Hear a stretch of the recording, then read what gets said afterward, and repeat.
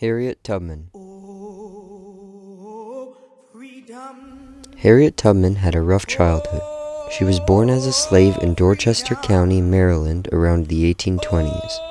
By 5, she was already working as a house servant on a plantation and doing work like cleaning, cooking, and babysitting. She was the daughter of Harriet Green, her mother, and Ben Ross, her father. They had 9 children: Lena, Maria Riddy, Soph, Robert, Harriet, Ben, Rachel, Henry, and Moses. At 12 years old, Tubman worked in the fields. One day, she refused to tie up a slave who attempted to escape, so her boss decided to throw a 2-pound weight at the slave, which hit Tubman in the head instead. She suffered from epilepsy and insomnia for the rest of her life. Since Tubman was a slave, she was denied education and never learned to read or write. In 1849, her owner Brodess passed away and the plantation was in terrible financial state. 3 of her sisters, Lena, Soph, and Maria Riddy, were all sold and lost forever. When Tubman was young, she would be beaten and whipped for making even the smallest mistakes. This gave her permanent emotional and physical scars.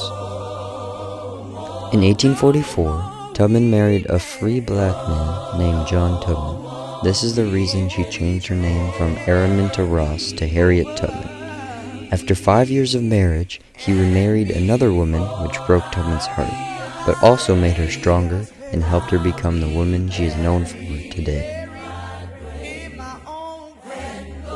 In 1840, Tubman's father became a free man, and she discovered that her mother's past owner had a will that set Tubman and her family free.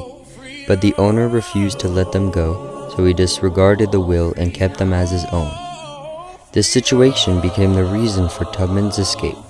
In 1849, Tubman decided to run away with her brothers, but they changed their minds, which forced Tubman to return with them. Later that year, she finally escaped alone.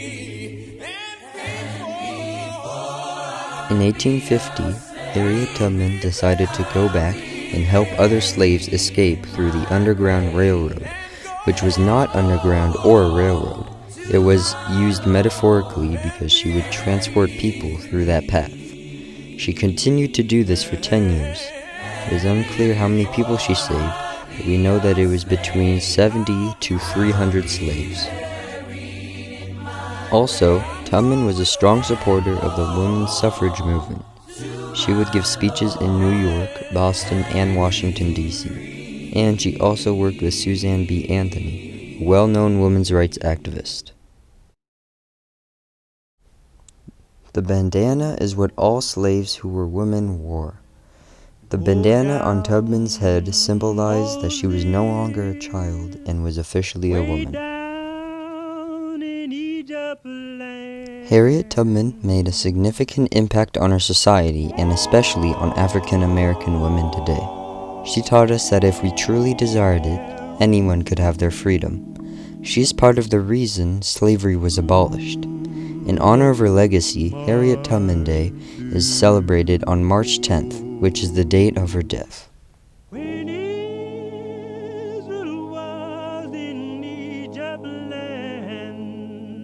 This theme is very prevalent in the first half of the course and with Harriet Tubman.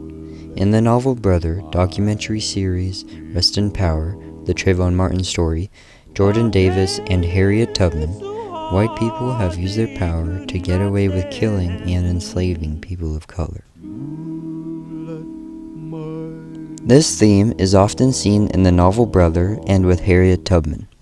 In Brother, Michael, Francis, and Ruth did not have the privilege of social media like in today's world, so they had to suffer in silence when they did not get a court case for Francis's murder.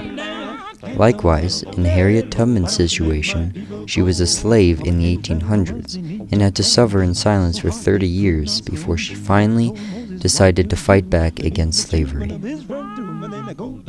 Today, Harriet Tubman, Trayvon Martin, and Jordan Davis are all symbols of the Black Lives Matter movement, and they continue to inspire us to fight for a world where everybody is treated equally.